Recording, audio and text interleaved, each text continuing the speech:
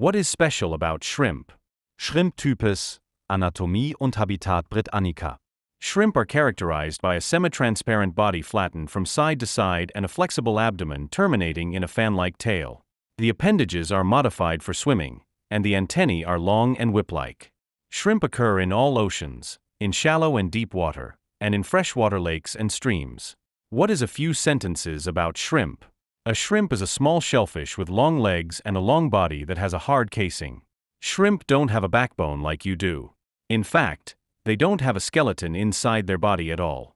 Instead, they have a hard shell-like covering called an exoskeleton that protects them and gives their body its shape.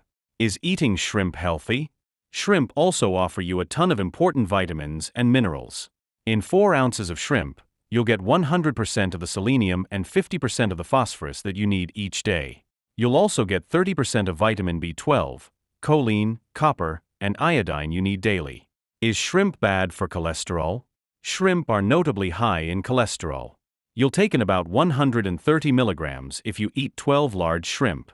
But at only 2 grams of fat, shrimp are plump with B vitamins, protein, and the nutrients selenium and zinc.